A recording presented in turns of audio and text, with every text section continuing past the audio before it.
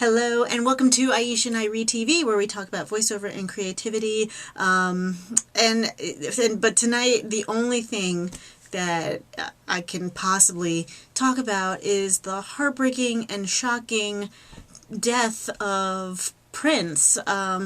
And I can't. I'm still in awe. So, in 57, very very young. I have friends that are that age, and my boyfriend and many peers were all in that age group.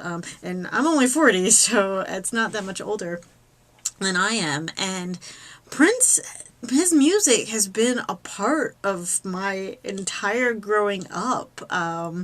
His Purple Rain album came out when I was 9. I was just a little itty bitty thing, not much older than my own kids. And so obviously I was not allowed to watch the movie because it was rated R. And I was a very, very naive and, innocent, really, really quiet, innocent, shy child. So there was something about that movie, and I heard everyone talking about, like, oh my gosh, Purple Rain, like it was something really, really naughty and really, really, really just inappropriate and freaky. And I didn't really understand what that was, but I heard the music on the radio and I really liked it. I remember I was one of those little kids where they sing along to inappropriate songs and you don't realize it's inappropriate till you get much older, that, hey, probably a 9-year-old shouldn't be singing along to this, but I was all about it. And as I got older, I would try to like sneak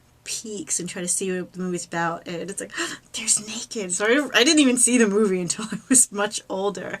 But I liked Prince. I liked the videos, and there was something I knew that was very adult and growing up, but I didn't quite understand what that was. The Love Sexy album came out when I was about 13. So for those that don't remember, the big controversial part was he was just naked on the cover.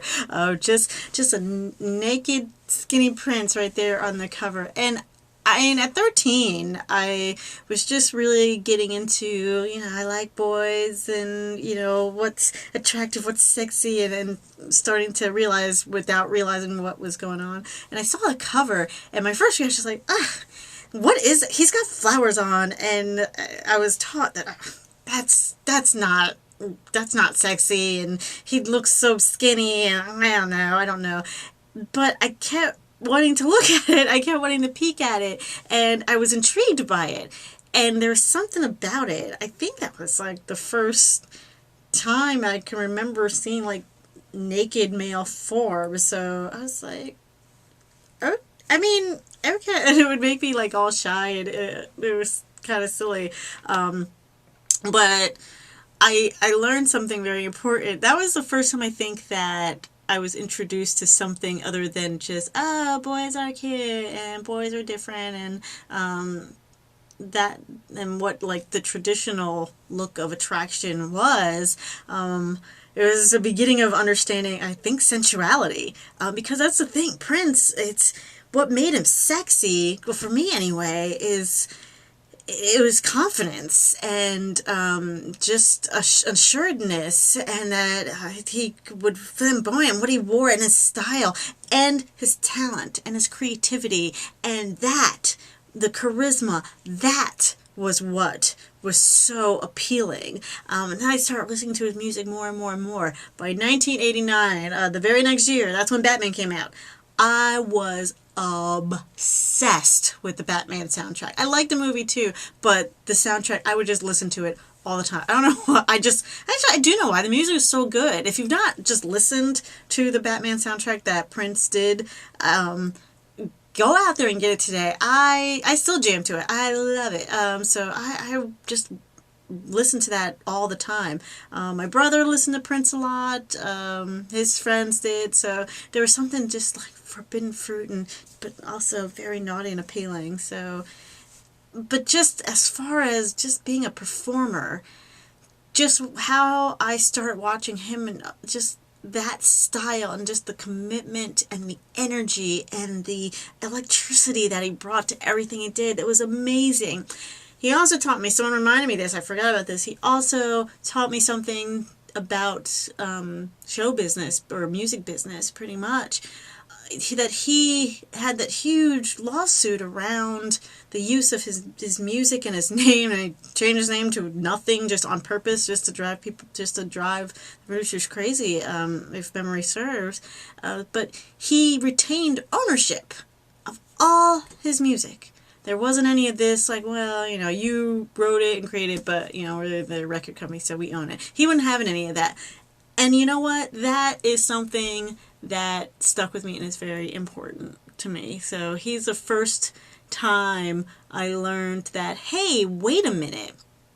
This is a business, and sometimes the people in charge don't do right by you because they're looking out for their own interests.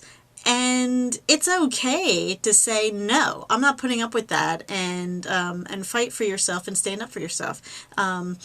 As I was younger, I didn't always, you know, understand how to do that, but I saw lessons in it, and I saw what happens when an artist just says, no, I'm not putting up with this, and you're not going to take my work, and it's just not going to happen. Not to mention the unbelievable shade he would throw, and just whenever someone was worthy of having shade thrown at them. So yeah, this is just an artist that it's just his life lessons and lifelong talent and sensuality and everything about this man was brilliant. I regret that I never got to see him in concert. And I always imagined I would when he was doing pop-up shows. Like, oh man, you know, I bet you I'll be able to catch a Prince concert. That'd be so cool. But I didn't get to, and I'm just sad. So I join with all the other fans around the world, even though we don't know these artists and they're pop stars, and it's not like he came hanging out at my house. But this artist was a part of the soundtrack of my life, my life, pretty much.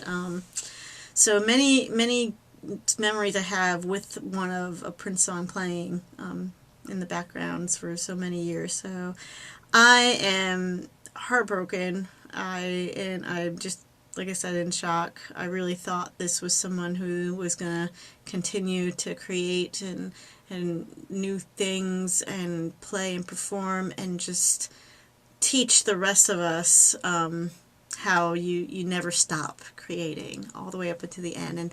And just, I was looking forward to the next endeavors that this artist brought to the table. So rest in peace to Prince, and much love to his family and his close friends, and along with me and all the other fans that support him. So tonight I'm going to celebrate. I'm going to listen to Let's Go Crazy. That's my go-to song whenever, you know, all you have to do is play that opening, Dearly Beloved, and it's on. Like, let's go. So I'm gonna just listen to some Prince music. I'm gonna have a little wine and just kind of think about what a powerful artist has now passed on to